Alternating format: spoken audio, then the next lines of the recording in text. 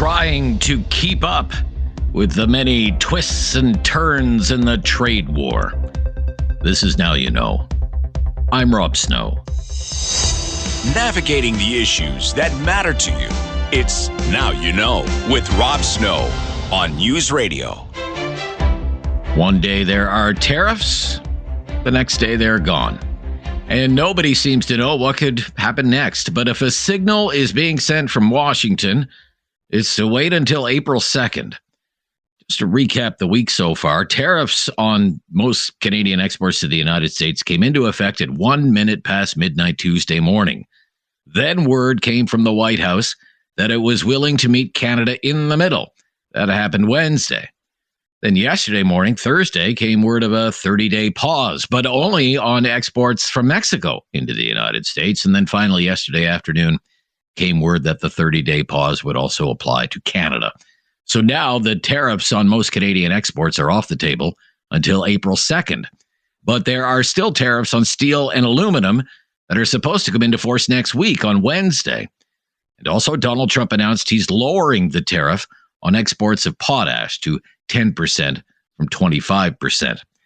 At the White House yesterday, Donald Trump again claimed he's doing all of this because America is being ripped off and suggested wait for April 2nd. The big one will be on April 2nd when reciprocal tariffs. So if India or China or any of the countries that really, India is a very high tariff nation.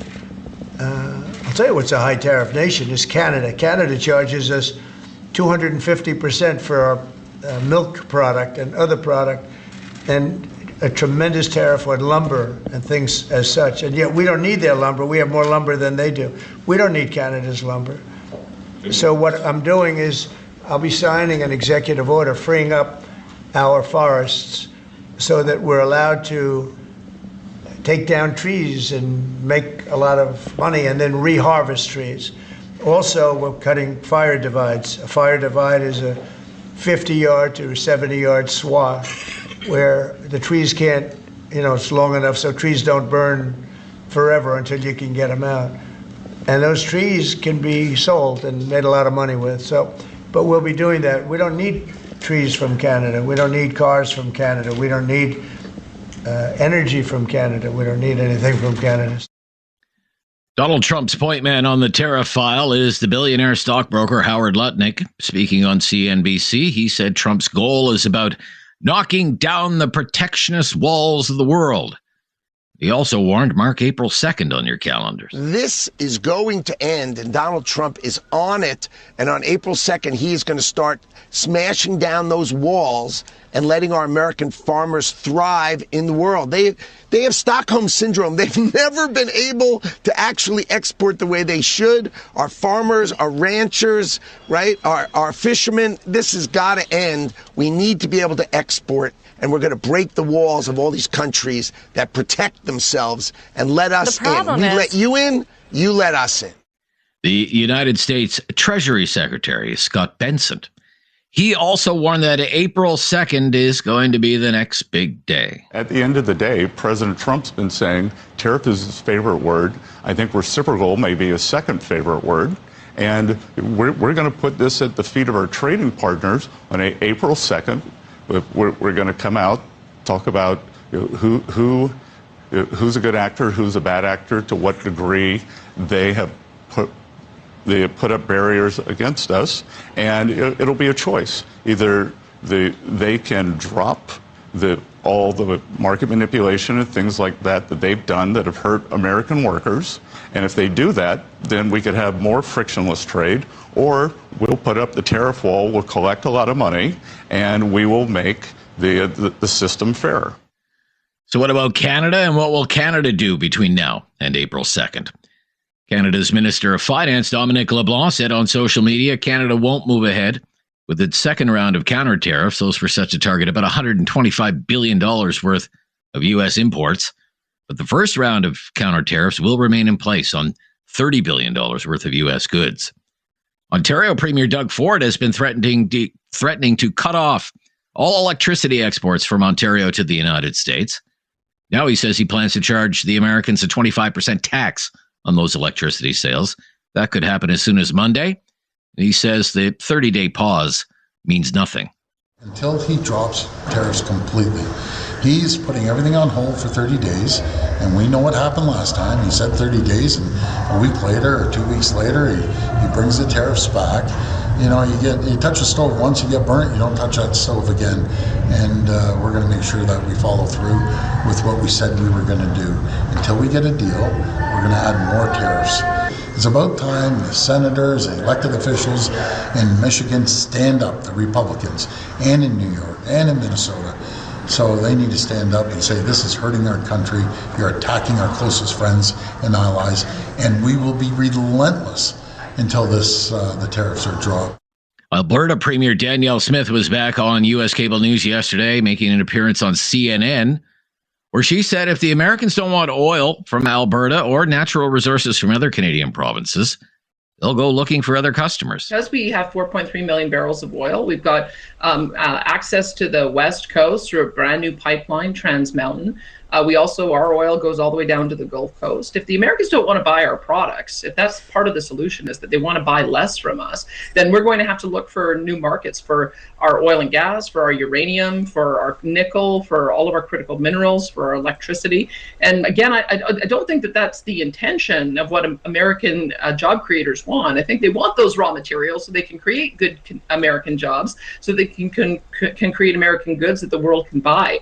But that is, unfortunately, the reality of what we're seeing. As long as these tariffs stay in place, we're going to have to start looking for new markets. I'd prefer to work with the Americans on increasing the amount that we sell, but that doesn't seem to be in the cards right now.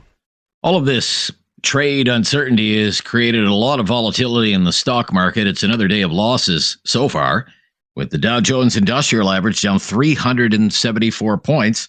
The NASDAQ right now is down 253 points. The TSX main index down about 103 points right now.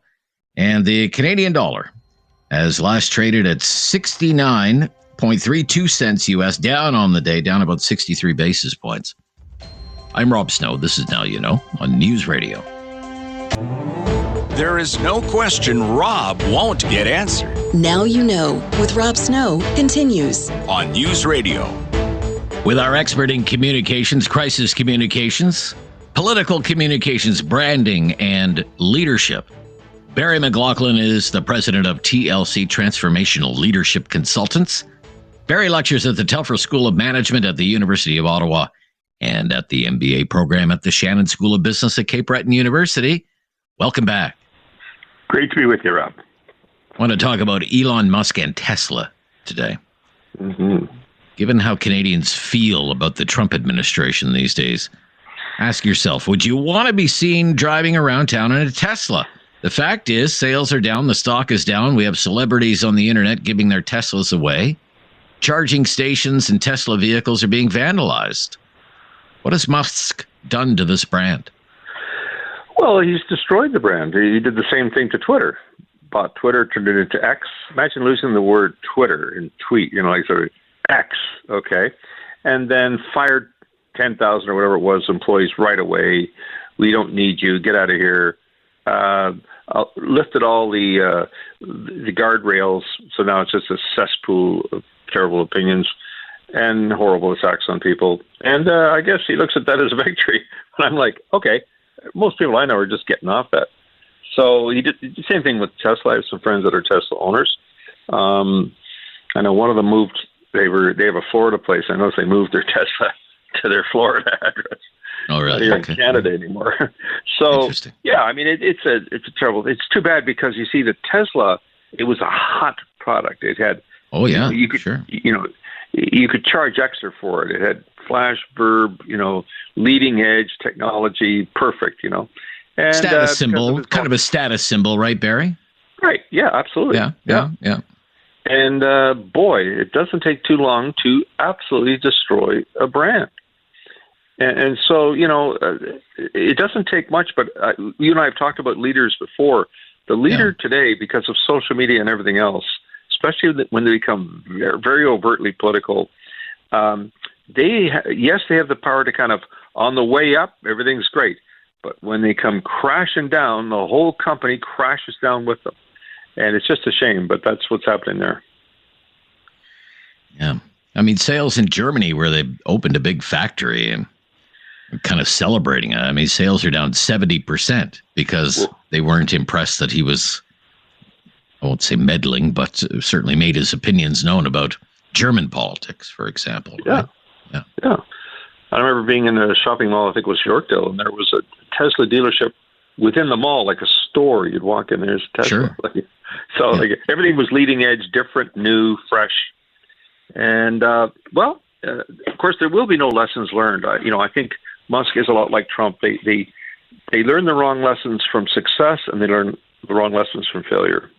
Yeah, I know you, Barry. You're kind of partial to the British cars anyway. But to the original question, would you want to be seen driving around Ottawa in a Tesla?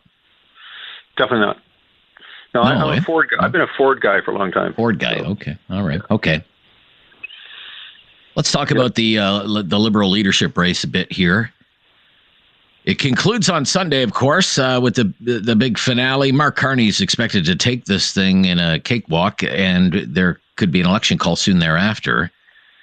Mark Carney mostly sailed through the leadership campaign. He had some self-inflicted wounds, but wasn't really challenged very much.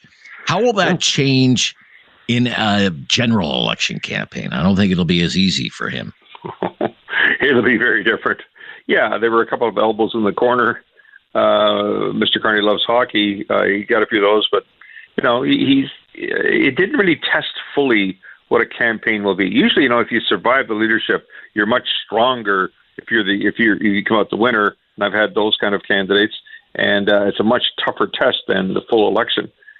He will get the full onslaught because one thing the Tories are very, very good at are attack ads, are social media attacks, our messaging, branding that are very, they take you down. They look at the leaders that they've taken down before, Ignacio, Stefan Dion. I mean, they, once they turn their target on it, and you've seen it, they're moving. They still do the carbon tax stuff, but they're kind of now they got Lion, so they're really after him on what he did as at Brookfield Asset Management as the chair and it moving its headquarters in New York. They're really hammering him on this because they think that's a good double whammy issue to get after him. Okay, when we come back, we'll talk about the Conservative Party and some election strategy for the Conservative Party with a general election on the horizon. I'm Rob Snow. I'm here with Barry McLoughlin from TLC, Transformational Leadership Consultants. This is Now You Know on News Radio. Tariffs either today or on Monday for lumber and dairy. Let's listen to this here. Canada has been ripping us off for years on tariffs for lumber and for dairy products. 250%. Nobody ever talks about that. 250% tariff, which is taking advantage of our farmers. So that's not going to happen anymore. They'll be met with the exact same tariff unless they drop it. And that's what reciprocal means. And we may do it as early as today, or we'll wait till Monday or Tuesday. But that's what we're going to do. We're going to charge the same thing. It's not fair. Never has been fair. And they've treated our farmers badly. Look, our country's been ripped off by everybody. And that stops now. Okay, so that was Donald Trump just moments ago. So much for April 2nd, I guess. I thought there was, he's a real chaos agent, isn't he, Barry? Oh, yeah. That's a great phrase for him. He's a chaos agent. Yeah, I mean, these are both things with regard to lumber, with regard to our supply management of dairy. These were all signed by him when he did CUSMA, updated NAFTA. So he can blame himself for signing it. I guess he must have liked it then or was persuaded to do it, and then he changes his mind now, and he's trying to slap, in violation, of course, of the agreement. So that's what we're dealing with here. You're dealing with.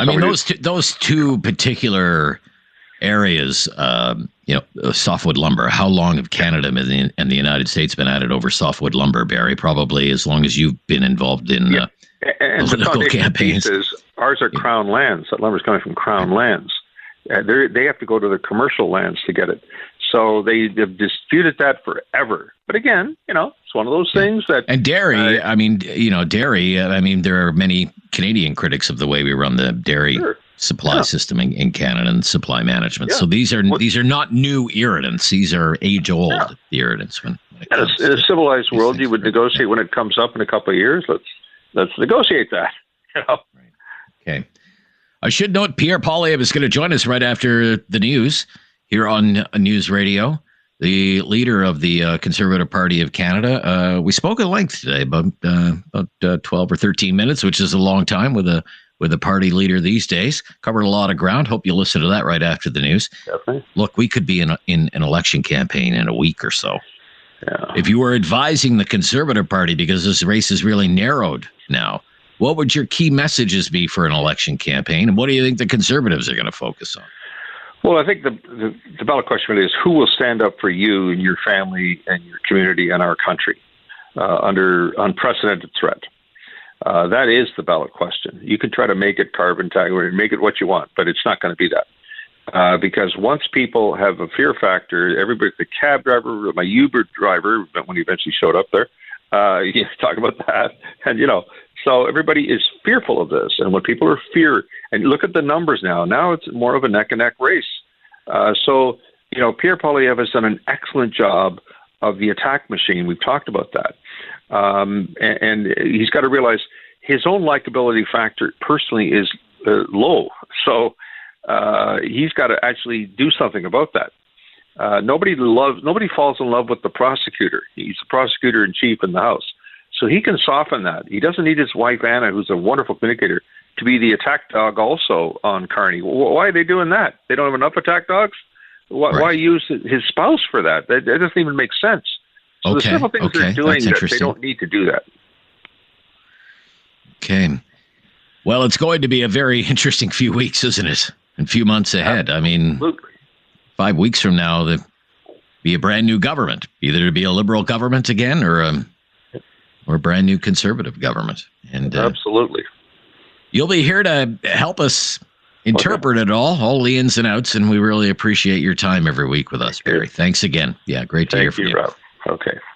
Barry McLoughlin is the president of TLC, Transformational Leadership Consultants, a lecturer at the Telfer School of Management at the University of Ottawa and at the MBA program at the Shannon School of Business at Cape Breton University. Coming up next, my interview with the leader of the Conservative Party of Canada, the leader of the official opposition, Pierre Poilievre, will join us here on News Radio.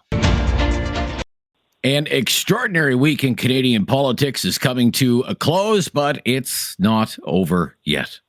Most of the tariffs from the Trump administration are on hold for another month after a crazy week of flip-flops and wild claims from the White House.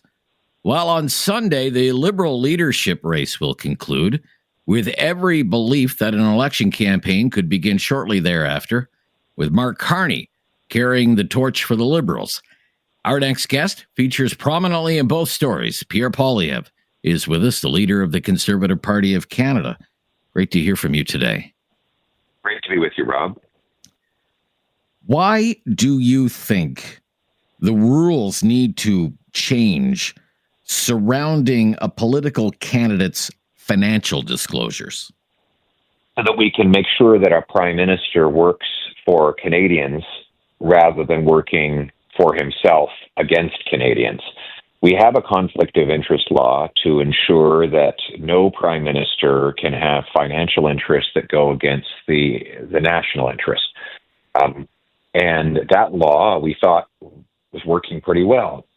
But Mark Carney found a sneaky loophole that allows him to keep his finances hidden and then ultimately bury them in a blind trust where he maintains the same investments he has now while Canadians don't know anything about it, and he's ultimately profiting by working against Canada. Let me give you some examples. Mr. Carney moved his corporate headquarters from Canada to the United States days after President Trump threatened tariffs to kill Canadian jobs. Mr. Carney's moved billions of dollars of investment out of Canada to the United States. Investments that Donald Trump could then use as leverage against Carney to get concessions from Canada, all of while Canadians wouldn't even know the difference because these investments, and I'm talking millions of dollars that he's built up as a corporate insider, would be hidden. So what I'm saying is we need to change the conflict law to require prime ministers to publicly disclose all their investments to every Canadian within 60 days, and any that involve a conflict should be sold by that time, so that the Prime Minister works for you rather than against you. Okay. I want to ask you about a few other things where you differ from Mark Carney, since he is the perceived frontrunner in this Liberal leadership race. On the tariff issue, you support retaliatory tariffs. Mark Carney also says he supports retaliatory tariffs. You say we need to boost investment in the country. So does he. You say there should be support for workers impacted by tariffs. So does Mark Carney. So where do you actually differ with Mark Carney on how best to respond to the tariff threat right now? Well, the difference is that I've been saying the same thing for 10 years. Mark Carney has been doing exactly the opposite. Mark Carney supported the carbon tax of Justin Trudeau, and in fact said that he thought the tax should go even higher. That tax has helped drive hundreds of billions of dollars of investment out of Canada into the United States. I've always supported pipeline construction in Canada. Mark Carney testified on the record at a parliamentary committee that he opposed, for example, the Northern Gateway pipeline that would have allowed Canadians to sell their oil to Asia rather than giving it all to the Americans at a discount. I supported that pipeline. So Mr. Carney was wrong on that, and I was right. He supported money printing inflation over the last 5 years as Justin Trudeau's economic advisor. I said we should not print money and drive up inflation. So on all of the questions, on all of the policy issues that would make us more independent and self-reliant, Mark Carney has been wrong for the last 10 years. It doesn't matter whether he tries to make last-minute promises to trick Canadians 60 days before an election. We know his record. He's been Justin Trudeau's economic advisor for the last 5 years. And on all the issues, all the policies that would make us more self-reliant and sovereign, I have been saying exactly the same thing all along. Let's cut taxes so that we can bring home investment, home building, jobs, and energy production. Let's get rid of the Liberal No New Pipelines law, C-69, so that we can build the projects that will make us more self-reliant. Let's incentivize the municipalities to speed up home building so that our trades workers that might lose their jobs due to tariffs can get working building affordable homes for our youth. That is the common sense, bring it home plan I've been talking about for a decade. That's the difference. I want to talk about CUSMA or USMCA, the free trade deal. We have political leaders in the country now expressing an interest in an early renegotiation of CUSMA, that maybe that's what the Trump administration wants. But the Trump administration has proven it doesn't honor trade agreements with these tariffs. What would you do if you were prime minister? Would you renegotiate a trade agreement with this administration in the United States? We have to present the president with a very simple choice. Either he attacks our economy and we counterattack his, hurting his workers, his consumers, and ultimately his national security, or he knocks it off with these destructive and chaotic tariffs. We trade more, which allows both workers on both sides of the border to earn bigger paychecks and pay lower prices, and allows our economies to grow to fund our militaries and our border security. That latter option would mean that both countries are stronger, safer, and richer. That's the choice we need to present President Trump. But you're right, we can't count on him. We have to become self-reliant. The approach of the last 10 years and 3 terms in office of the Carney-Trudeau Liberals has made us hopelessly dependent on the Americans. We need to stop that by building pipelines, digging mines, unleashing free enterprise here on this side of the border. And that's what I mean when I say bring it home. Our guest is Pierre Poilievre, the leader of the Conservative Party of Canada. More questions for him just ahead. I'm Rob Snow. This is Now You Know on News Radio. Pierre Poilievre is with us, a leader of the Conservative Party of Canada. I want to ask you about a couple of more things, one having to do with the cost of living, the carbon tax, and the other having to do with energy policy, which will be big issues in the next election campaign. On the carbon tax is supposed to go up April 1st. Now, Mark Carney says if he becomes prime minister, the carbon tax will be no more.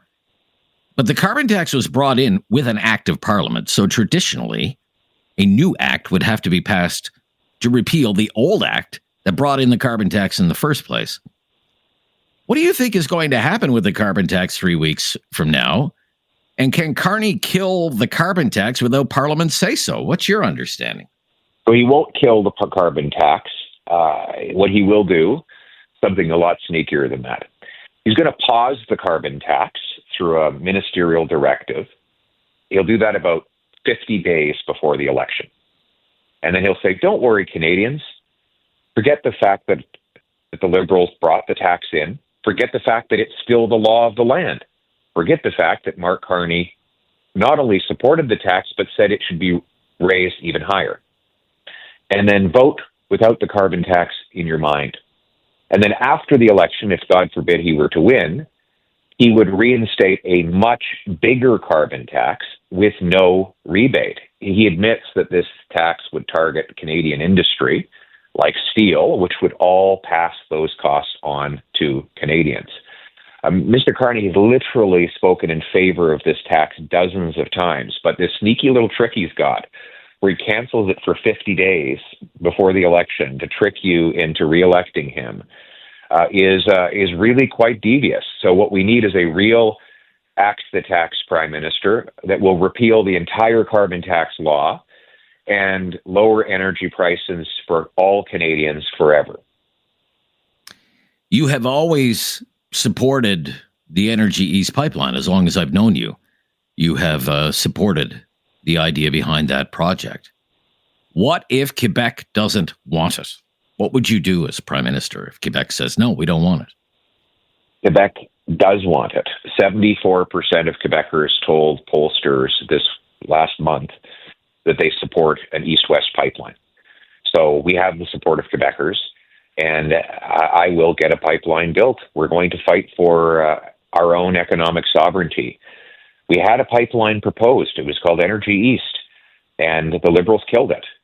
Mark Carney opposed it, and he will never allow a pipeline to go ahead because it would can compete with his fossil fuel and other investments outside of Canada. And he's profiting by having a weak Canadian energy sector. Only the Conservatives have consistently supported building pipelines. Only Conservatives will repeal the No New Pipelines Liberal Law C-69. And that is how we're going to bring home our sovereignty and break our dependence on the Americans.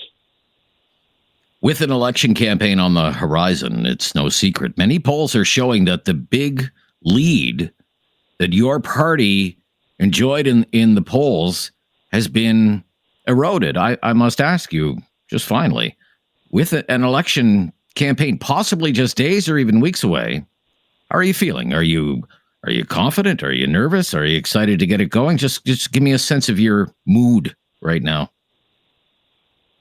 Stoic. Okay. My mood hasn't changed. Canadians will be asked if they want to re-elect the Liberals to a fourth term after Carney and Trudeau doubled your housing cost, doubled lineups at food banks, doubled the national debt, pushed $500 billion of investment out of Canada to the U.S. and gave us the worst economy in the G7, or whether it's time for a change to bring in a common sense conservative government that will restore Canada's promise so that anyone who works hard gets a great life and a beautiful house on a safe street, protected by brave troops under a proud flag. That's the choice in the next election. I'm confident the Canadians will choose change. Thank you for your time today, Pierre Poilievre. All the best. Great to be with you, Rob. Bye now. That's Pierre Poilievre, the leader of the Conservative Party of Canada. I'm Rob Snow. This is Now You Know.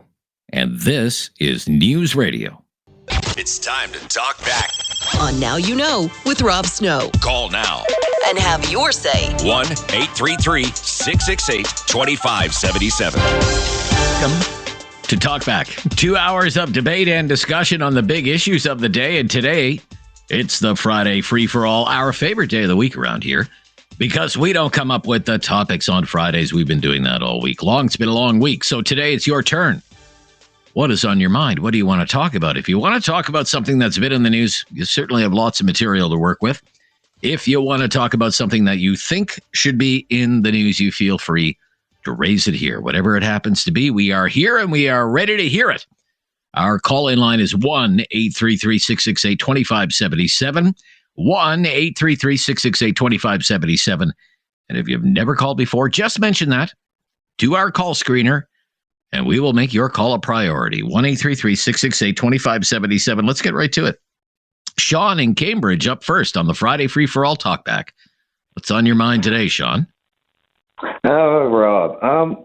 The thing that's on my mind is it happened this morning down here in Nova Scotia on the talk show that if Mark Carney wins this weekend, that he will be the first unelected prime minister Canada's ever had. And then someone chimed in and said that, oh, well, John Turner was an unelected prime minister for 11 days or whatever it was. But here's the thing, Rob, that people aren't putting together. Okay. John Turner was elected in Montreal in 1962. He was reelected in 63 and in 65. Then I believe that Montreal riding that he represented there was abolished at the time between 68 and 69, where then he moved to the Ottawa constituency and represented Ottawa constituency and then ran against, I believe it was Trudeau's father, Pierre, for the Liberal leadership at that time and lost. And then in 68, also, Pierre Trudeau appointed John Turner as the Justice Minister in his cabinet. And then he did that from, I think it was 68 to okay. All right. So 72. You've got a grasp on the history. Appointed. So, okay. Yeah, so what's the point? Yeah. So the point is Mark Carney and John Turner are nothing alike. John Turner was tested for almost 15 years against the Canadian vote and proved himself to be an elected official. So when they compare Mark Carney and Turner and say, no, Mark Carney is going to be the first prime minister in Canadian history that has never been tested against the Canadian citizens. So that's all I kind of nevertheless, I mean, tradition would say that because he is leading the governing party, he will be invited to become the prime minister. Now, you may not like that he is becoming the prime minister, but he will be invited to become the prime minister by the governor general. But the tradition would also say that he better seek a seat sometime soon. At the earliest opportunity would be the parliamentary tradition. He should seek a seat in the House of Commons. Now, if the House of Commons reconvenes, there's going to be a by-election. Are you calling from Nova Scotia? Yeah, we got right. Okay, so so there's going to be a by-election in Halifax, right? So he could run there, or he could say, "Look, we've had 120,000 or whatever people vote in the Liberal leadership race. He won the most votes. Who knows what that's going to end up being? Maybe it's 70,000. Okay, so maybe he's only been elected by 70,000 Liberal supporters. Well, that's not a mandate from the Canadian people. So the right and proper thing to do would be for him to go to the Governor General and say, I want to seek my own mandate from the Canadian people. And let's dissolve this parliament and have an election and get this settled once and for all. That would be the right and proper thing to do. And it would probably be most advantageous for the Liberals right now, given their rise in the polls. He would want to seize on that momentum, I think. See, and I find it funny because the whole Trump thing where he phone call with Trudeau and he said, I think Trudeau's using the tariffs as an act to stay in power. And it's the Liberal Party to act to stay in power, right? Because I feel like they're going to call a financial emergency crisis and hang on to power until who knows, right? Well, look. And I think Trump knows that. We will know in just a few weeks. Right? Yeah, we will know in just a few weeks. That's one of the scenarios. I don't think it would be a very popular scenario. Another scenario is that Parliament is reconvened. Mr. Singh is saying he's in no rush now to bring down the government, that his preferred course of action would be to help support the Liberals passing legislation to help workers and businesses impacted by the tariffs. Coincidentally, as well. The NDP support has just collapsed in the polls, so that may have something to do with it as well. But I think broke. But I think the good money right now would be there's going to be an election. It'll probably be called in the middle of March, and we'll be voting in the third week of April. I think that's what's going to happen. We'll take that, and I'll write that down, and we'll see how that goes. I appreciate your time, Rob. Stay tuned. All right. Let's go to, we have some phone lines available. I love it that we're off and running so fast here on the Friday Free-for-All Talkback Hour at 1-833-668-2577. Jump in. Love to hear from you today on whatever's on your mind, be politics, whatever. Who do we have? Ross in High River. Hello, Ross. Hi, Ross. Hello. Yeah, hi, Ross. What's on your mind? In recent times, Trump has been saying worry less about Putin and worry more about Ukraine when he's trying to negotiate the peace. But when I started researching Mr. Trump was... Okay, we're having a problem with Ross's phone line, so let's try and get that sorted out, and we'll stop here. This is our scheduled time to stop anyway, so why don't we stop on time? That'll please everyone. Ross, you hang on there. We'll try to get things sorted out with your phone line, and if you want to join the discussion and get us going on this Friday afternoon, our call-in line, 1-833-668-2577. It's Talkback, the Friday Free-for-All edition. This is News Radio. Call now. Hello. 1-833-668-2577. It's Talkback on Now You Know with Rob Snow. Oh, it's not just any Talkback. It's Friday Free-for-All Talkback, so it's open line, open topic. We will follow your lead today. Steve is in Calgary on the line. Hi, Steve. What's on your mind today, Steve? Hello. Hi, Steve. Go ahead, Steve. Whatever you want to talk about. What's on your mind? I have this idea for an SNL sketch whereby somebody's checking into a Trump hotel. And the guy says, you said it was $100 a night. I know, but now it's $125. Well, where did that 25 come from? Well, it's called a tariff. A tariff. Okay. When did that happen? Oh, I just thought of it now. Where did it come from? Oh, out of thin air. But you know the beauty is there's thin air everywhere. So this could happen at any time. There's no way he runs his hotels like this. There's no way his suppliers tell his hotels and golf courses and resorts, I'm sorry, we're going to charge you another 25% on fertilizer. Where did that come from? Well, it's made out of potash. I know, but where did that come from? Canada. And they just decided to put a 25% tariff on for no reason? Oh, no, it's because we did it first. I mean, this would be a hell of a sketch if anybody wants to write it. I suppose so. I just believe people should have to live by their own rules. Because if they did, that's the only way they're going to see daylight. Anyways, my thoughts.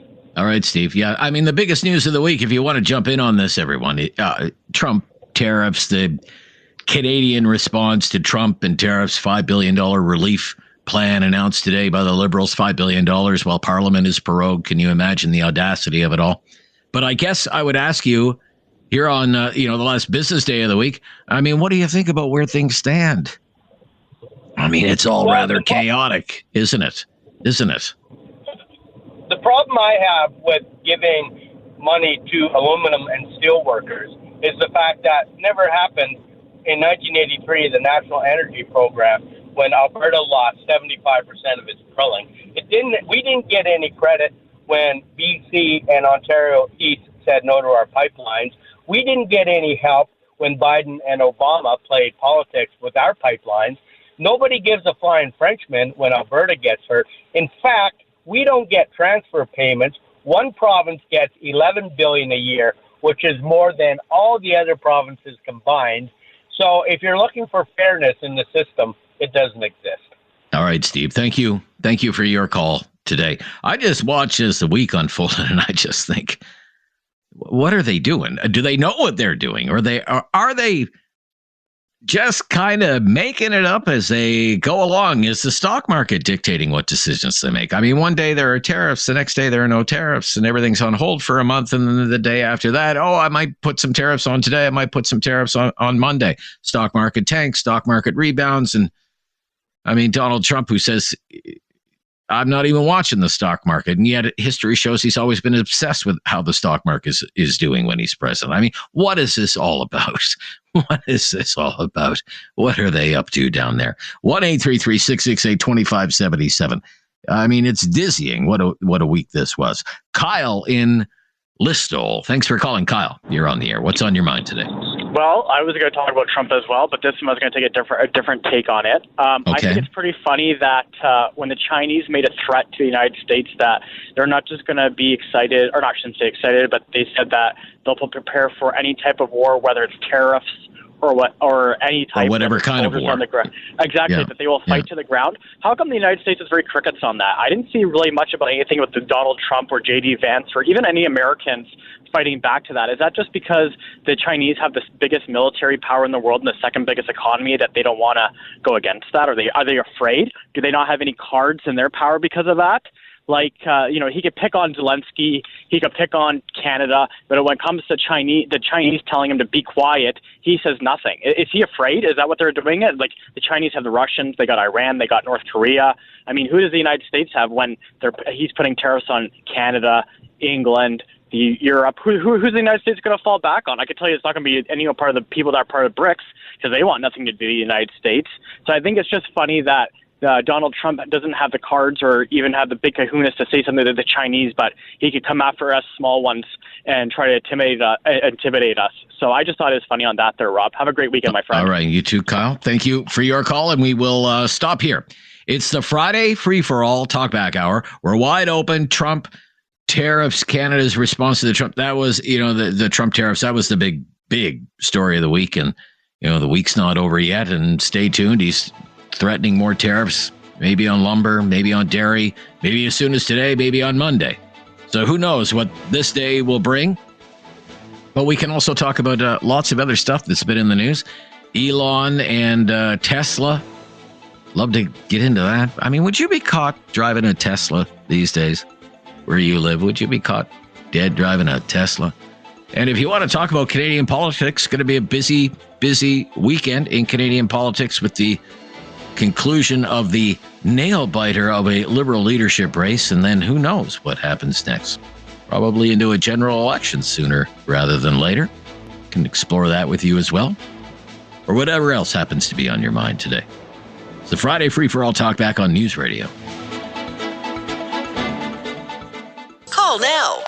Hello. 1-833-668-2577. It's Talkback on Now You Know with Rob Snow. Friday Free-for-All Talkback. Paul in Cambridge up next. Paul, hi. What's on your mind, Paul? Hello, Paul. Hello. Yeah, hi, Paul. Go ahead. What's on your mind today? Okay, with all the things that are going on between Canada and the U.S., earlier this morning, the Liberals took the opportunity for another attack on legal firearms owners here in Canada. I watched it on CPAC, and it's amazing the lies that they can tell. Of course, nobody's going to actually fact check them except people who actually know. But they were talking about how successful the buyback program has been so far. Now, this program so far has cost over $70 million, and they announced that they had an outrageous return on firearms, that they've collected back 7,300 firearms. Okay, so $70 million divided by 7,300 firearms. That's it work out to $9,300 per firearm that they've supposedly gotten back and destroyed. They said, well, how are we going to do all this? And Bill Blair, the RCMP superintendent, former chief of police in Waterloo Region, announced that, we're going to send out notices to all the 2 million plus legal firearms owners in Canada to call in and make an appointment to come in and hand over their firearms. It says, 2 million legal firearms owners, that's going to take a long time. He kept saying legal, which I thought was kind of strange. But this is what they want. They want these firearms from legal firearms owners. Nothing, absolutely nothing on illegal firearms.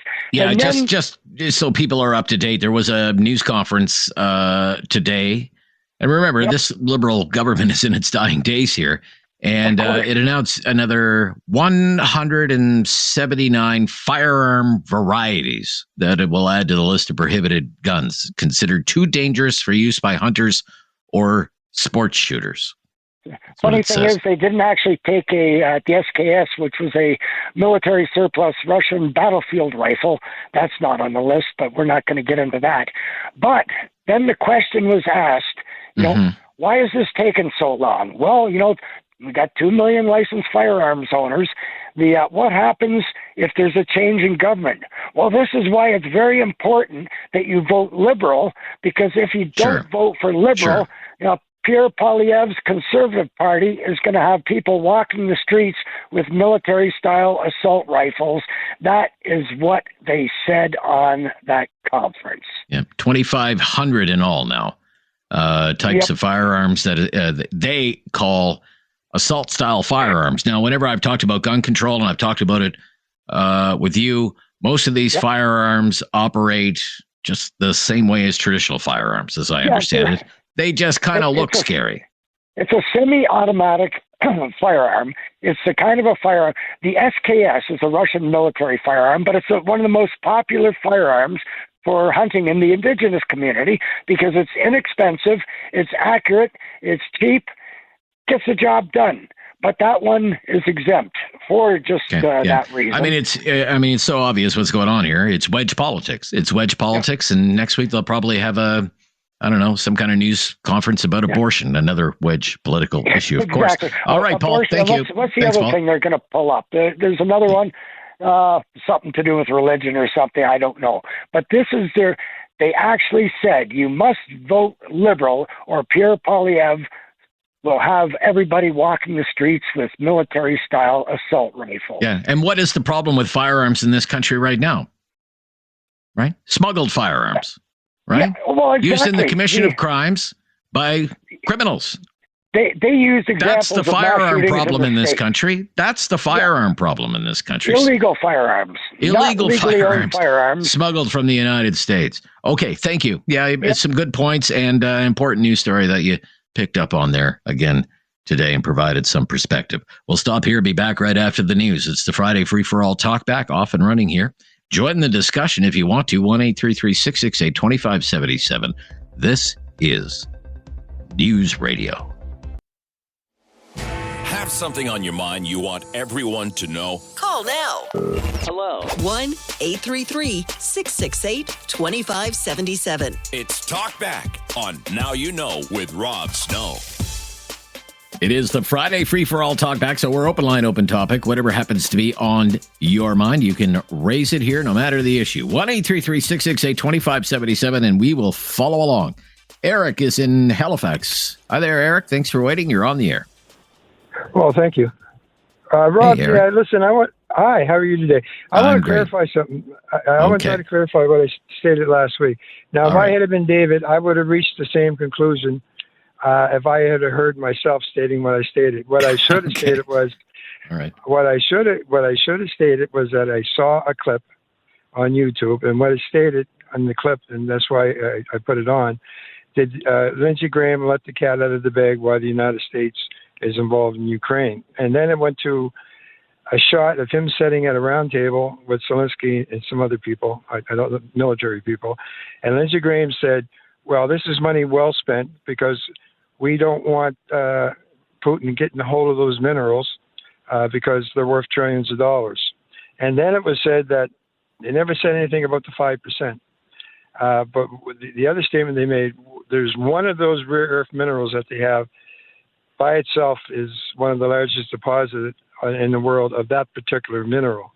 Okay. So that's what I should have explained.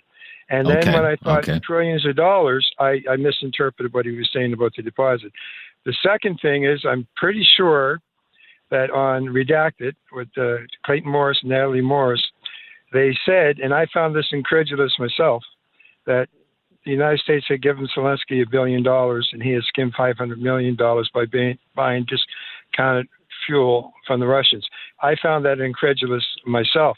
Then on the same tape, I believe that it was still on the Clayton Morris show that Zelensky had bought 2 yachts of $50 million apiece. Now, I have no way of knowing if that's true or untrue, but I found that very interesting. Both things would come on at the same time. And perhaps that's what I should have stated. It was not my intent to spread information or any of that kind of stuff. Gotcha. Now, the last thing I'll say is I find interesting is I have one friend that watches CNN, another friend that watches Fox News. So one person that watches Fox News believes they're the absolute truth, and the other person that watches CNN, they think they're the absolute truth. And these guys are almost ready to go into the octagon when they start talking about world events. Oh, there's lots of that. Yeah. Oftentimes, people, including myself sometimes, will listen and hear one source and think that's the truth. And we'll talk to somebody else that's heard another source and they think that's the truth. Maybe it's better if we take time to listen to both sides and see what's bears fruition down the road a little bit. So I guess what I want to know is just big picture is the United States under the Trump administration with the good guys or the bad guys? Okay. It's the United States good guys or the bad guys? With the good guys or the bad guys? And who does the United States view as the good guys and the bad guys? Does he view Does he view Russia? Does Donald Trump view Russia as a? Here's one thing I heard about. Here's one thing I heard one of about the Trump, good guys. You know. Here's one thing I heard about Trump, that he's transactional, and that he doesn't really care. He doesn't really care who his what. It's how he can use those people to attain his goals. So to me, I don't think he looks at who's a good guy and who's a bad guy. He just looks at them, how he can use them to obtain the goals and objectives that he wants to do. I've heard that, and that could be the case. I really don't know. All right. Okay, Eric. Thank you for calling. Oh, you're welcome. Thank you. Thank you. Bye-bye. Yeah, bye-bye. I don't know, David, if you want to, do you want to jump in there? I mean, you were the one who fact-checked Eric last week. Does that satisfy your fact check, David? I don't know. I just, I'm more focused on the Canadian context because it's Canadians who are being harmed by the policies of the Trump administration right now. Even at this point, if it's just because of all the uncertainty that it creates. And if you listen to one person in the administration, they'll tell you it's all about fentanyl. And, we even heard that, Justin Trudeau thinks he's fighting a trade war, and it's not a trade war, it's a drug war. And then, you listen to another person and they don't bring up fentanyl at all, and it's all about bringing auto production back to the United States. Or we played a clip of the Treasury Secretary was on CNBC today, the United States Treasury Secretary, Bessent. It's about currency manipulation. He was talking about currency manipulation, that China manipulates its currency because it's pegged to the U.S. dollar. Trump was going on about India today, European Union, Canada and the dairy sector. Keeps going on about it. He doesn't need anything from Canada. But doesn't that beg the question, if you don't need it, why do you feel the need to tariff it? If you don't need the oil from Alberta, why do you support the Keystone XL pipeline? All of these contradictory statements, and I suppose we could go on and on and on. It's like one hand in that administration doesn't know what the other hand is doing. But I would just say this, and then we'll get back to the calls. David, I am telling you, someone is making a killing in the stock market. It would be great to be an insider in the Trump administration and get advanced knowledge of when he's going to hit the pause button or when he's going to press ahead with tariffs, because it all moves the markets, and there's just scads of money to be made, you would think, playing the ups and downs of this market. Crazy. 1-833-668-2577. Your phone calls coming up next. Friday free-for-all Talkback. Trump, again, a dominant topic, but we can talk about anything you want to talk about because it's the Friday free-for-all. This is News Radio.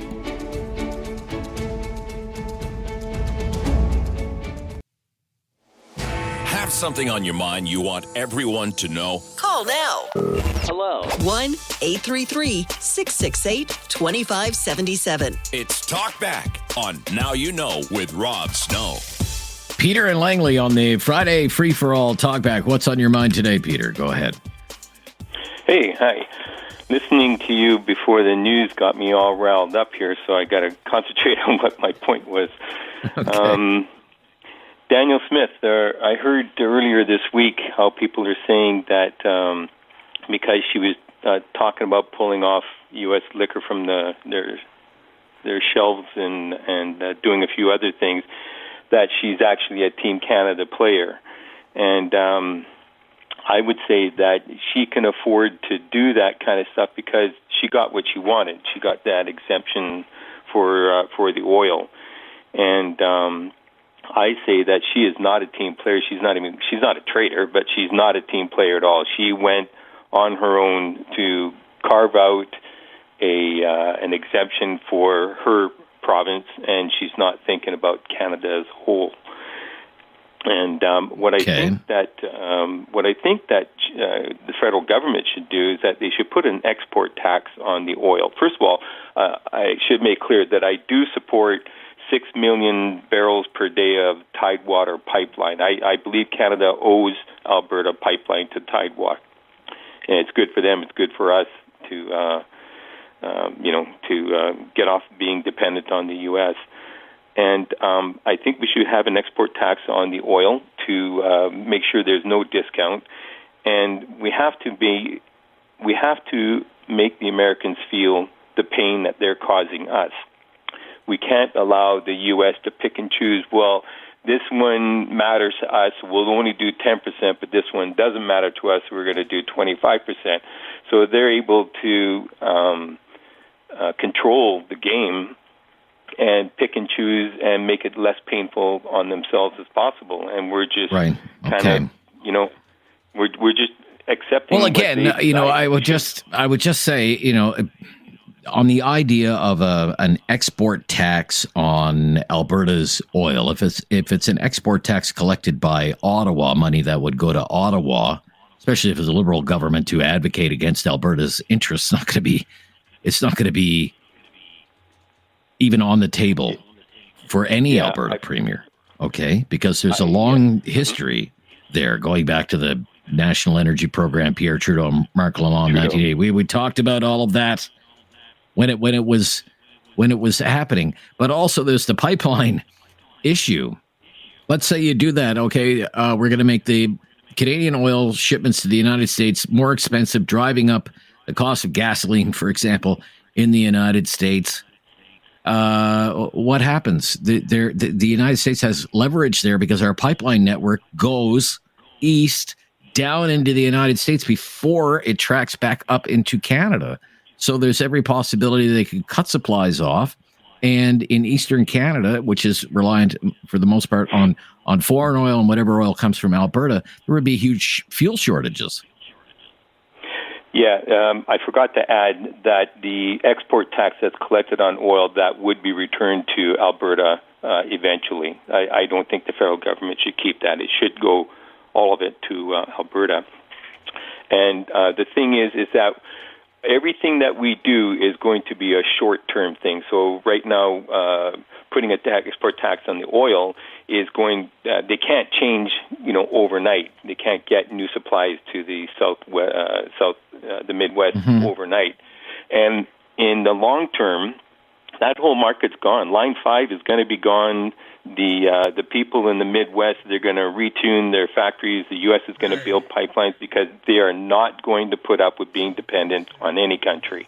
So the U.S. market, as Canada has known it for the last whatever number of years, that's gone.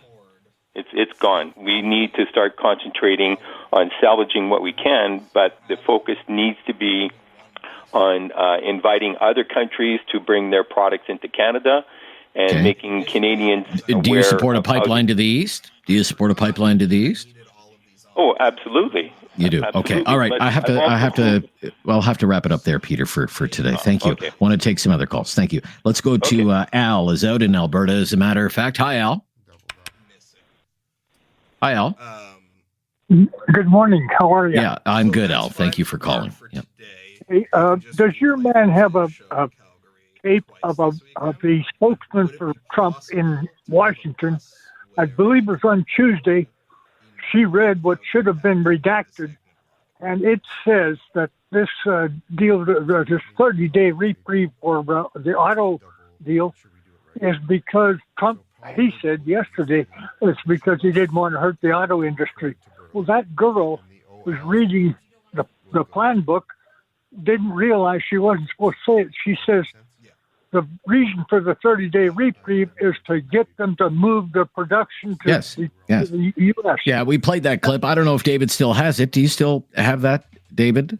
Of Caroline Leavitt saying the ultimate goal, I think we played it yesterday, as a matter of fact, the ultimate goal of the 30-day reprieve on tariffs on the auto sector is to try and put pressure on the big three to move more of their production to the United States. I think we should have that somewhere. One on the reprieve that is being granted to these three automakers for 1 month on the tariffs on Canada and Mexico.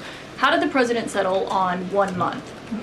The reciprocal tariffs will go into effect on April 2nd, and he feels strongly about that no matter what, no exemption, so that's where the 1 month comes from. Does he expect them to be able to shift production within a month? He told them that they should get on it, start investing, start moving, shift production here to the United States of America, where they will pay no tariff. That's the ultimate goal. That's the ultimate goal. Unbelievable. But see, Doug Ford is wandering around. He's got 100,000 auto workers in Ontario that are going to lose their damn jobs. And he hasn't said a word about it. And I'm thinking, what is wrong with you, Doug? Well, what do you mean he hasn't said a word about it? He's been all over the American cable news networks. He did interviews with news reporters yesterday at the Ontario legislature. He's threatening to cut off the electricity. On Monday, he's going to put an export tax on the electricity sales, $2 billion worth of electricity sales to the United States, New York, Michigan, Minnesota. I don't know how possibly you could say Doug Ford has been nowhere when he's pretty much been everywhere. Yeah. Okay. The one thing that we've got that really Trump's base is the farmland in the U.S. and we've got the potash. Put 100% on the potash and get somebody to talk to Trump and say, "Hey, you've got a stupid deal going here. Quit it." Well, I don't think it's any coincidence, Al. I mean, he's probably gotten the message from people in agriculture in the United States that 80% of the potash that is imported into the United States comes from Canada. That's right. And that if there is a 25% tariff on potash, it's just going to make farming more expensive. So he lowered the tariff yesterday on potash from 25 down to 10. Yeah, he took it down to 10, the same as he did on oil, because he knew he was going to get yelled at by the people at the gas pump. All right, I got to stop here, Al. Thank you so much. A little tight on time today, running a bit overtime, as a matter of fact. So we'll be right back with more of your phone calls. Friday Free for All Talkback. This is News Radio.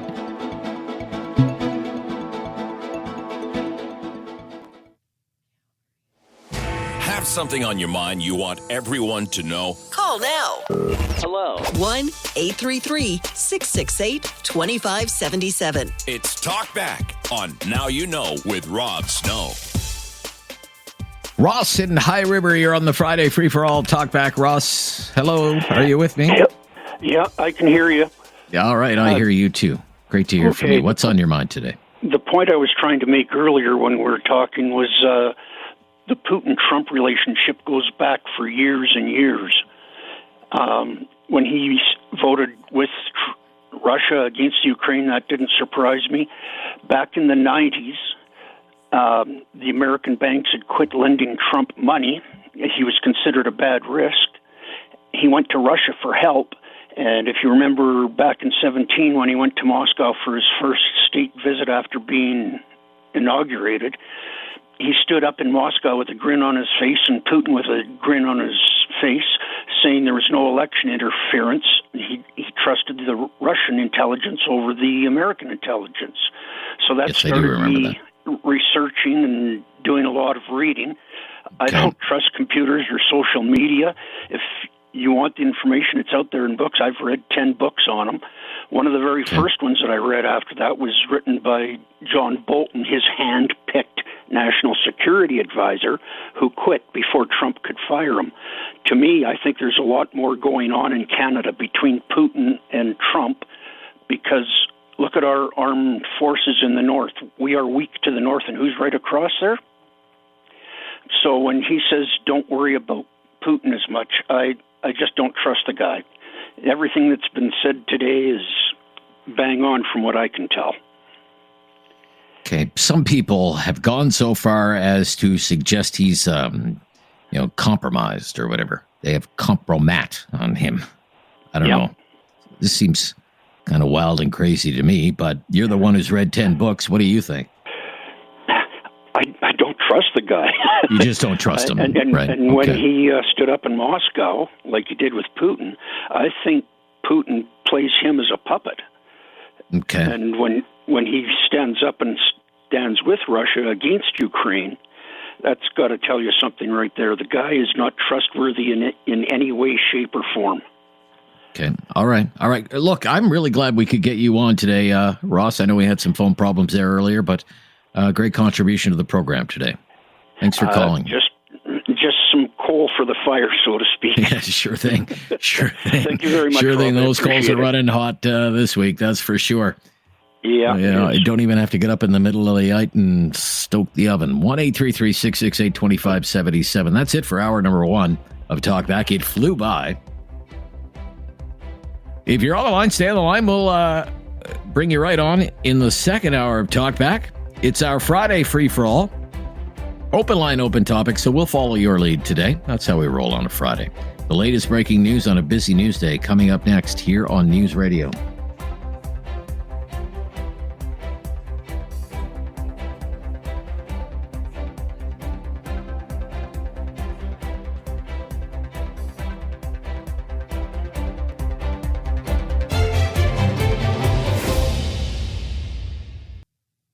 It's time to talk back.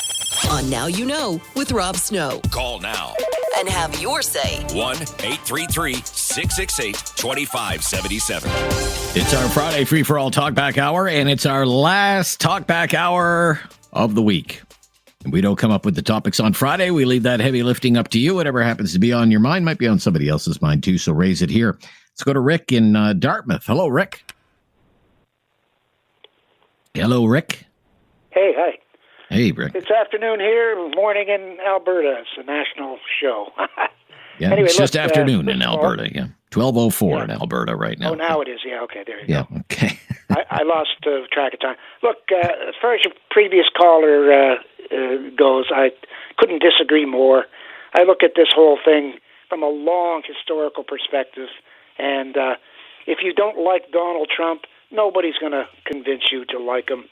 And there was a big market for books about Trump, especially after he was president. For 4 years, they tried to impeach him, saying he was a Russian asset. I don't know what to say about that. But okay. Whether he was a Russian asset, whether the Russia hoax or whatever, it's not a hoax that Russia tried to interfere in that election. That's not a hoax. Well, who are you listening to? If you're listening to the CIA, the one thing I'll push back on you against is they're the same people that said Hunter Biden's laptop was Russian disinformation. You cannot believe these people. But anyway, I don't want to get into that. What I want to talk about today is free trade, where it came from, and who fought against it when it was proposed. And, of course, it was in the 80s. It was proposed by Brian Mulroney. And who fought tooth and nail against free trade? The liberals. Okay? And I was an NDP, and I fought against it too, just intellectually anyway. So now the free trade has been going on for, 20, 30 years, and now people are freaking out because people are taking it away. We lived in a situation in Canada where everything had a tariff that came from the United States. And we protect our markets big time. We protect the Canadian media market. We protect certainly the dairy market. So they're protected beyond anything a 25% tariff. Right. And all of that could have been up for negotiation in 2018 when all three parties were sitting down renegotiating CUSMA or USMCA. And at that time, Donald Trump signed off on this deal, called it a great deal, righting historic wrongs and all this stuff. And here he is all of these years later, and he's ripping up a deal that he signed. Well, time has passed. And if he can rip it up with no consequences, then it wasn't a good deal for Canada. Right? If I sign my mortgage and I decide to rip it up and not pay my mortgage, well, there are going to be consequences. We have nothing to fight against him with. But you got to understand, what he's trying to do is he's trying to lower the insane $34 trillion deficit Right. that the Americans are suffering right now. Because Well, I mean, if he follows through with a 25% tariff on most of our exports, that's going to hurt the economy. People are going to lose their jobs. Factories are going to close. But how do you know that, Rob? How do you know that the Every 25%? every economist in the country is out with a forecast. Not Ian Lee. Anyway, look, here's my point. If we were against free trade, like it was our last breath before we were taken over by the United States, and now we're for it as if our last breath being the opposite, do you think maybe a little historical perspective and a little less rhetoric might be appropriate? Okay, do you think free trade has been bad for the country? No, I don't. You but don't. I did then. Okay. Well, you did then. Okay. All right. There you go. You're hard to follow sometimes, Rick. All right. Bye-bye. Thank you. Doug in Elmira. Thanks for calling, Doug. You're on the air. Go ahead. Hello. Hi, Doug. Hi, Doug. How are you today? I'm good, and you? Oh, just fine, Doug. It's Friday. Yeah. Keep up the good work with it. Do a great job. Thank you. Well, thank you, Doug. I appreciate that. Comments that Trump made this morning about Canadian dairy. Yes, sir. Specifically the 250% tariff. Yeah. Normally with Trump, he gives half-baked lies, and this is another one. I'd like to explain for the benefit of listeners and consumers in Canada how that works. Are you a dairy farmer? Are you a dairy farmer, Doug? No, I grew up in the dairy industry. It's been my career. I grew up on dairy farm. Yes, but I don't actively dairy farm now. In the last trade agreement that Trump signed with Canada, the dairy was forfeited to the amount of up to 18% of the Canadian dairy market. That's milk and dairy products. Could be given over to foreign imports, which includes U.S. First of all, the Canadian dairy industry is much smaller than, there's less dairy farmers in Canada than there is in all Wisconsin. So the Americans have this huge dream that they can ship all this dairy product into Canada. Well, we don't have that kind of market for it. But the way that the trade agreement works and was signed and is in place, the Canadian dairy industry through dairy products and fluid milk, and the bulk of this trade is in dairy products, not necessarily fluid milk. We've lost, the Canadian dairy industry has lost close to 18% of our domestic market, and Canada does not export a lot of dairy product. Or you say you're missing a key element there. When these markets are opened and more foreign product is allowed in Canada, dairy farmers are compensated for that loss of market as well, right? They were. That's right. But that's right, because the Liberal government, right or wrong, paid out to applying dairy farmers an offset because they lost market share. They lost quota. That's right. Yeah, they lost quota. Yeah, to compensate them for the quota. Quota is very expensive, right? 14th Street and 10th Street Northwest. Near 11 degrees. 660 News Time, 10:02. Looking for a suspected sex offender wanted on several warrants. 47-year-old Grayson Lee Bilton's facing numerous charges, including unlawful confinement, assault with a weapon, and failure to comply with a sex. Okay, your phone is breaking up. As I understand it, and maybe we'll get a better connection, that 250% tariff only kicks in if the United States dairy producers export more into Canada than their allotted amount. Is that right? That's correct. And that's where Trump is not really telling the whole truth. Yeah, that's good. I'm glad we got that out there, Doug. Thank you. Got to run. It's the Friday free-for-all Talkback. I'm Rob Snow. Join the discussion, 1-833-668-2577. Lots of time to fit you in before we call it a week here on News Radio.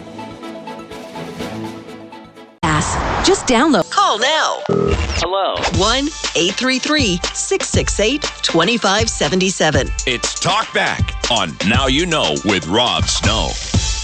Friday free-for-all talk back to Danveer in Calgary. Hi, Danveer. What's up? Hello, Danveer. Are you with me? Hello, Rob. Yeah, hi there, Danveer. Welcome to the show. What's on your mind today? Okay, it's about the whole situation about the tariffs and. Sure. Okay. Hello. Yeah. Yeah. Okay. What about it? Hello. Yeah, I hear you, Danveer. Can you hear me? Okay. There was some mix-up there. All right. Okay, that's okay. Yeah. Okay, so I want to talk about Trump and tariffs. What about Trump and tariffs?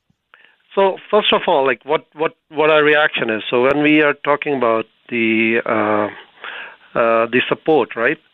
So like we should not be overdoing it, because of all people, like Mark Carney should know that what happened to Greece with their austerity measures when the entire world was telling them to tone it down, right? And that time he was the governor for Bank of Canada. So that's why I'm saying that. Okay, so that's one part of it. The other part is about the putting of the implementation of the counter tariff. So when we have counter tariffs, okay. Counter tariffs, right? So before that, like we should have basically. I don't care if you put 100% of those, but that should be on high value products, right? Rather than the low value. Like let's take, for example, Apple phones. So maybe have 100% or 50% of phones over $1,000. Let the lower value stay affordable, right? Okay. And then why don't we get rid of subsidies on Teslas or any other U.S.-made products? And then we have prohibitive tariff on Chinese EV. In fact, there are calls in some quarters for 100% tariff on a Tesla. So we have 100% tariff on made in China electric vehicles. Let's have 100% tariff. Yeah, but why don't we get rid Tesla? of that 100% tariff on Chinese EV? Like, why can't we have we could have 3 EVs instead of one cheapest Tesla, right? Right. So. They're all the same. Like they're just electric motors on a bunch of sheet metal. At the time when those tariffs were announced, remember Biden was the president at the time, and he brought in those tariffs in the United States under the Inflation Reduction Act, 100% tariffs, because he wanted to protect auto sector jobs in the United States. In U.S. We wanted our trade, especially in autos, to be aligned with the United States, so we did the same thing. Okay, and then there's always talk about tariffs on steel, and at the highest pitch. I just want to bring one thing to notice here. Okay. Steel is not a simple commodity. Like there are 100 types of alloys and there are 100 types of styles. That is a very big variety of steel, and Canada probably makes 1% or 5% of that variety. So the things that we do not have, putting tariffs on that would kill our manufacturing forever. So when we are fighting back with tariffs, what we are trying to do is we are telling them to get rid of tariffs and get back to the status quo. That is, again, dependence on U.S., which we see is detrimental anyways. So rather than that, why don't we propose Trump that, okay, we appreciate whatever your concerns are, go back to your industry, take 2 months, we'll go back to our industry, let's sit down again. If you still want tariffs, we can have it in a planned phase. Yeah, sure. Right? And in the meantime, you could also have a T-shirt that says "Been there, done that." Tried to negotiate a trade deal with Trump. Trump signed a trade deal and broke it. Why would anybody do a deal with Donald Trump now? Yeah, we signed a trade agreement with this country in good faith in 2018. He signed off on it. He praised it as a great deal, and here he is in 2025, some 6 years later, ripping it up and saying it's a stupid deal, and who would be so stupid to sign a deal like this? Why would we ever sign another trade deal with this administration. What I was getting at was to buy some time. We got two ministries, trade ministries, maybe more, right? Two that I know of, the industry and the small scale. And what efforts have they made to increase our trade with other countries other than U.S.? Well, that's a good question. The tariff was this thing was dropped in December. It's almost gone up to April that the tariffs won't be there. And in the meantime, we have no progress made on that. But we are talking about... Okay, that's a good point. Yeah, he was sworn in on January 20th. It's the 7th of March now. He's been talking about tariffs. He talked about it the whole election campaign, said it was his favorite word in the dictionary of words, right? What's the word tariff? This should come as no surprise to anyone. What other than retaliatory measures has the government achieved in the last 3 months? Fair point. Have to wrap it up, though. Be right back. Friday Free for All Talkback. This is News Radio. Have something on your mind you want everyone to know? Call now. Hello. 1-833-668-2577. It's Talkback on Now You Know with Rob Snow. It's Talkback on a Friday. So it's a Friday Free for All, open line, open topic, whatever happens to be on your mind. We will follow your lead. Jeff is in Cambridge. Thanks for calling, Jeff. What's on your mind today, Jeff? Hi, Rob. Hi there, Jeff. It's if I could direct you to a BBC article, and the title is Market Sink as Trump Confirms Tariffs. It was 4 days ago, and I apologize. I don't have my computer with me right now, so it's all memory, and my memory's not so good. All right. Chance did you bring it up by chance? You said it was a CBC article? BBC, sorry, BBC. Oh, BBC, okay. And it's Market Sink as Trump Confirms Tariffs. And it's the graphs. One's a line graph and the other one's a bar graph, lower down. And the line graph, I want you to look at Canada and where it drops. It's 1994, around that time, and that's exactly when NAFTA came in, when it was effective. 1994, and Canada drops for the imports on U.S. Okay. And then China, it does a big drop, 2018, when Trump at that time was president, and he imposed between 2% and 17% tariffs on China, and it dropped like a rock. Are you following that one? I'm trying to follow along. Yes, sir. Yeah. Okay. Yeah. So what I'm getting at is NAFTA for us, I don't think if you follow that line graph, wasn't so good, unless you can think of something else that was interfering with us and U.S. And now if you go to the bar graph down a little lower, you'll see just how much less we do trade into U.S. as compared to Mexico. And it's like, then there's the other, I think it's gray, called the other. Right. And just how much percentage-wise it has imports into U.S. So wouldn't it be better, if they were U.S. is looking to bring back more money, why wouldn't he attack the others? Why is it just China, Canada, and U.S.? I know Canada and Mexico are right on its borders, but look at that big percentage of other sitting there waiting to be tariffed. Right. I just thought it was I like graphs because I could read 20 pages and not see a thing, and then up pops a graph, and it's like, holy crap. Okay. All right. That's all I got. But you don't think free trade has been good for Canada? I wouldn't know. I'm not.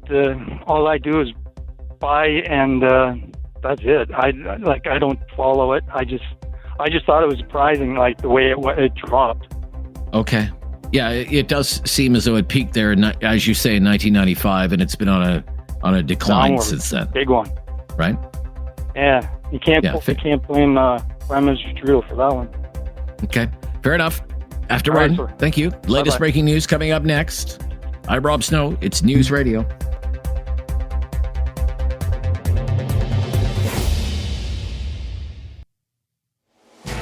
something on your mind you want everyone to know? Call now. Hello. 1-833-668-2577. It's Talkback on Now You Know with Rob Snow. Friday free-for-all Talkback in the home stretch now. Here with David Smith. Been another busy news week. David, very busy. Too busy, if you ask me. Too busy. Could have been slower. I'll tell you what, information overload at times. Like if you're not following Donald Trump on social media, you're missing all the latest breaking news. Yeah, seriously. I mean, it's like hour by hour by hour. We have phone lines available at 1-833-668-2577. The Tesla stuff I find really interesting, Dave, because up until a few years ago, like if you saw somebody driving a Tesla, you would be like, that's someone who's going places. Okay. Right? Sure. That's somebody who could afford a fancy electric car. They must be doing something right in their life. I would think, right? Like my doctor owns a Tesla. Yeah. I've mentioned this before. I go in, I see my doctor, he pokes me for 5 minutes, and then he wants to show me his Tesla.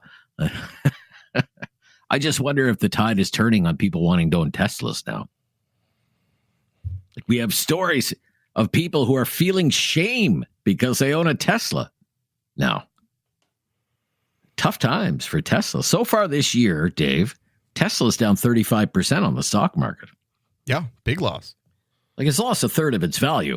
Now it's still, I did some math today. You know this term market capitalization, like what a company is worth on paper when you take the share price and add up all the shares, that's the market capitalization. So even with this 1/3 sell-off in Tesla, it's still worth on paper $850 billion. Is that all? Right. That all? Okay. That means it is worth twice as much as the market capitalization of General Motors, Ford, Stellantis, Toyota, Honda, and Volkswagen combined.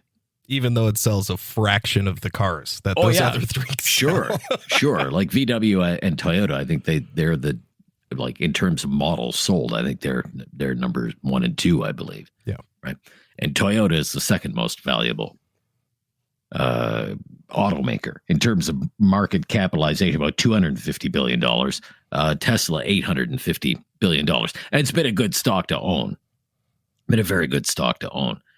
But I know a few people who own a Tesla. I don't know one. Have you ever been in one, Dave? Have you been in one? Yeah, I've been in. You Teslas have been in one. Okay, many times. It's not uncommon in downtown Ottawa. If you call an Uber, it's fairly common a Tesla will show up. Oh, really? Okay. Yeah. The people I know who own a Tesla, they love their cars. Think it's a great vehicle. They have no regrets. But it would seem now that a lot of people, because of Elon Musk's association with Donald Trump, they're kind of souring on Tesla. Sales of EVs down 70% in Germany, where they didn't like Elon Musk involving himself in the German election. But sales down 45% in Norway, where they love electric cars in Norway, right? Aren't they always saying, why can't Canada be more like Norway? In Norway, they love electric cars. Sales of Teslas down 45%. Down 45% in France and Spain. Sales down in China. Sales down in California, where they love electric cars.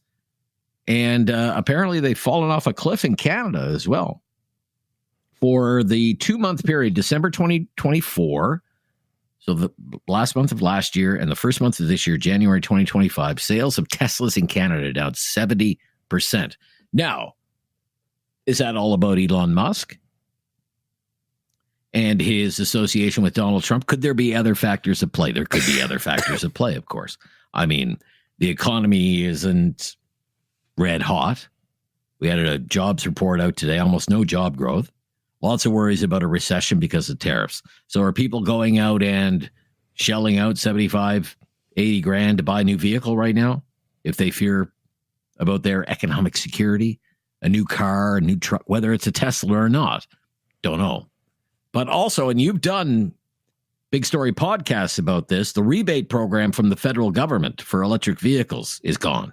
Yeah. Right? Yeah.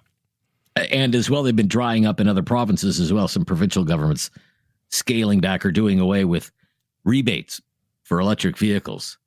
Maybe that has something to do with the sales numbers. I don't know. Oh, I just wonder. I think it's a factor. You think? Yeah, probably. I think it's probably a pretty significant factor. I mean, in the province of Quebec last year, they did away with their EV sales mandate. And when the government, it's funny, you can actually track it. There's a bit of a lag with the data, but you can track it. You know, Quebec government announces we're doing away with our subsidy program. After that news comes out, you see a huge spike in EV sales, Tesla's among them, up until the point where everybody who was considering maybe buying one has already bought one, and then the numbers just fall off. That's the thing with the EV market and all of these various subsidy schemes. You know, it's not a true free market. It's got lots of manipulation going on. So it's not surprising to me that things have become very volatile there. Yeah, and you see the same thing whenever the government involves itself with subsidy programs like that, whether it's, you know, $5,000 rebate on a electric vehicle. It might be, you know, this is something that Mark Carney is touting now as part of his, you know, green sustainable program pitch to voters. They've done this in provincial governments, have done this in the past. Federal governments have done this in the past. Oh, buy new storm windows and we'll give you a rebate. Buy, you know, new doors, you know, do retrofits on your home to make your home energy more efficient. We'll give you rebates for that. What happens? Big rush on, right? And then sales go soft for a while because the subsidy program expires and people will wait for the next subsidy program to go along before they buy like new windows or new vinyl siding or whatever it is that they can get a break on from the government. Same with heat pumps, probably, Dave, right? With the heat pump program. Yeah, last year my parents literally bought a heat pump to replace their oil furnace, and the only reason they went with the heat pump was because they knew the federal grant program was almost out of money, so they thought, let's do it this year instead of next year. It's a perfect case study. When we come back, I got to tell you about this incredible story in the Toronto Star today about Tesla and very, very curious sales figures from Tesla and what it was doing in this country as the clock was winding down on the federal rebate for EVs. It's quite the read. I would have to say it's the must-read story of the day, especially if you're interested in the EV space. The headline is Tesla Gamed the System. If you can find a copy of this story, it's in the Toronto Star today. My gosh, really read it. We'll talk about it a little bit more when we come back. I'm Rob Snow. This is News Radio.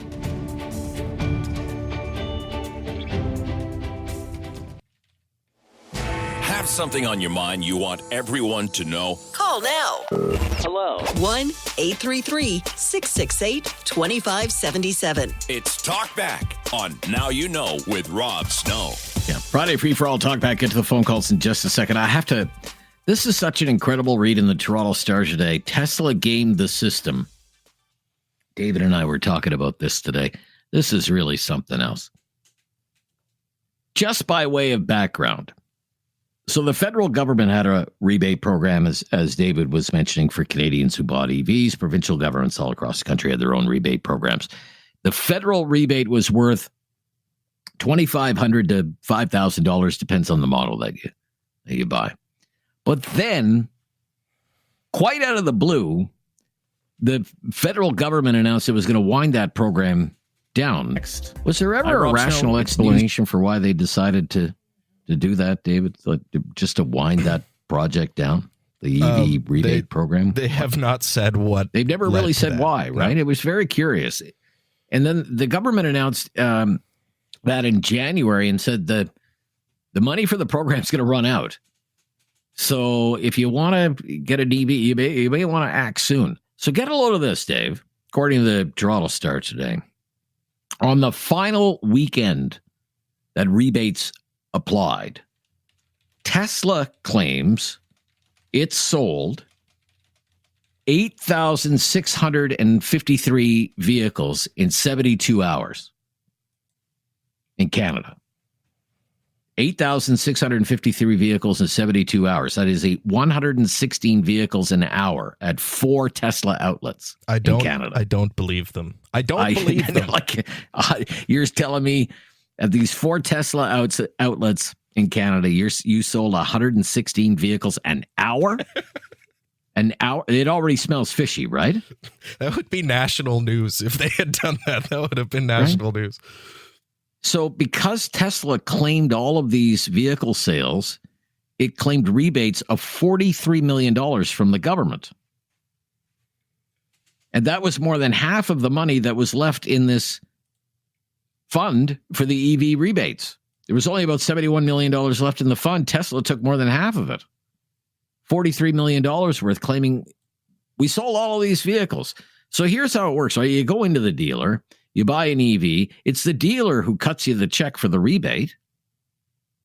It's the dealer who then turns around and applies to the federal government through a portal, right, Dave? To recoup that money. Yeah, through a website. Through a website. So when all the other dealers went to make their claims on Monday and get the money back that they had already paid to the customers in rebate, all the money was gone. Quote, Tesla had a run on the bank. Quote, somehow Tesla gamed the system. So now a bunch of dealers, they're owed hundreds of thousands of dollars with very little chance they're going to see a penny from the federal government. One dealership, I'm just quoting from the story here, one dealership is out of pocket $690,000. Another dealer said he's out $300,000. Another had fronted $410,000 and is now considering layoffs.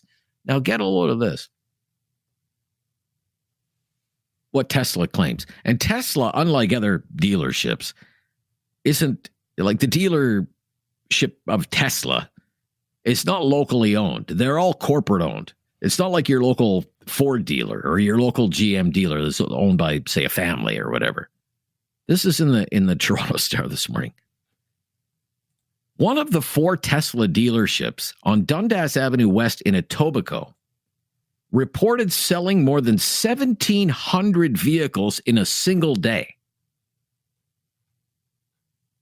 Although the dealership is surrounded by a large parking lot, it can accommodate fewer than 200 vehicles. Come on, Dave. 1,700 vehicles in a single day? I don't believe them. I looked up the business hours. Tesla, Dundas Avenue West, Etobicoke. You just Google that. It's open from 9 to 5. Are we supposed to believe that this one Tesla outlet sold 212 cars an hour? 212 cars. Like, how is that even humanly possible? You've gone and bought a car, right, Dave? You know what it's like to try and buy a car, right? Yeah. It's like, don't make any other plans that day. Right? Another Tesla outlet in Quebec City claimed more than 2,500 rebates in a single day and 4,000 for the weekend. 250 cars an hour. And most car dealerships in Quebec, I can't speak for other provinces, so I don't know about Tesla as well. But I can tell you, most car dealerships in Quebec are closed on Sunday. Can't even go shopping for a car on Sunday. So they may be claiming they're selling 500 cars an hour in Quebec City. Come on. It doesn't add up. There should really be an investigation into this. Did Tesla really sell all of those cars? Especially when there are reports from people who track sales of Teslas in Canada that they were down 70% in December and January, and yet somehow the company says it was able to move all this merchandise in one weekend, which just happened to be the final weekend to claim a rebate from the government. I'll tell you what, David, sure smells fishy to me. I'm Rob Snow. Read that story in the Star today. Tesla gamed the system. This is News Radio.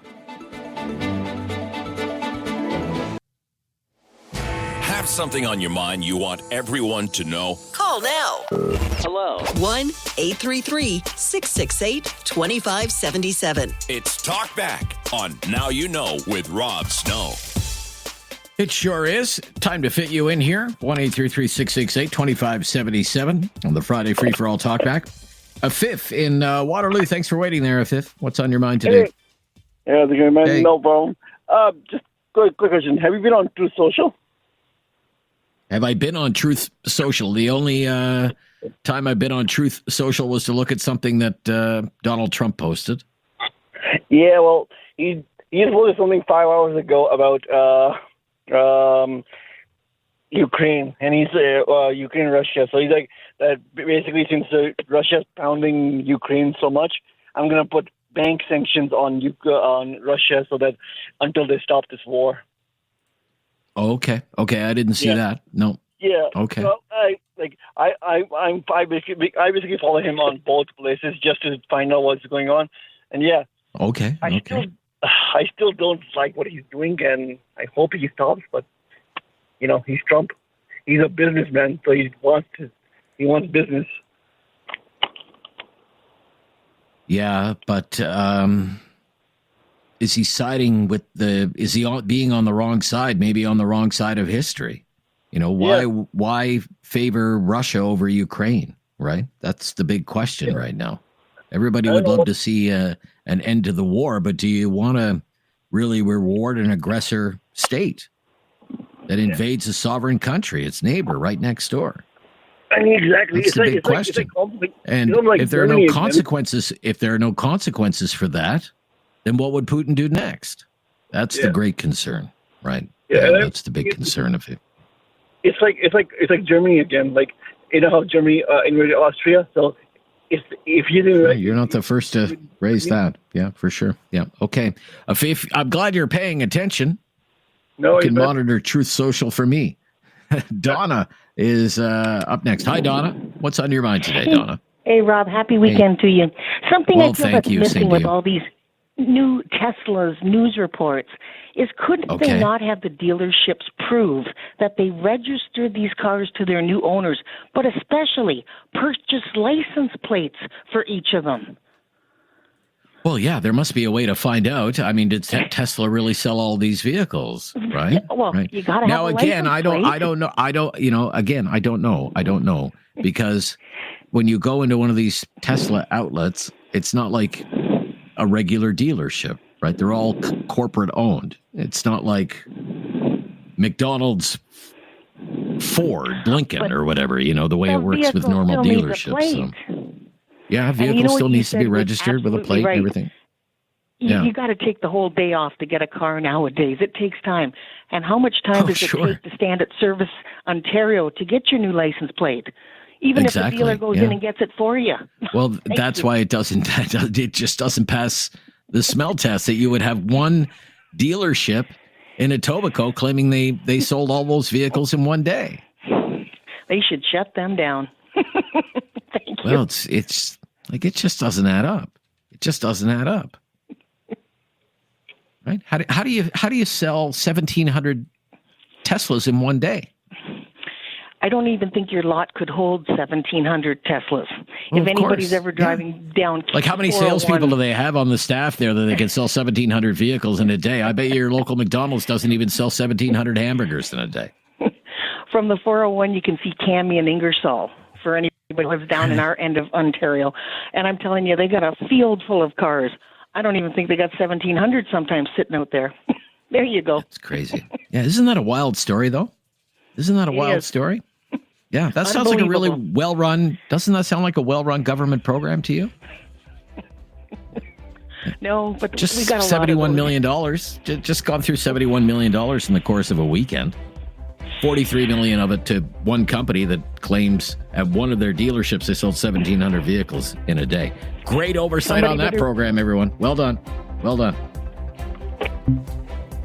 We're back on Monday. Have a great weekend. The latest breaking news next on News Radio.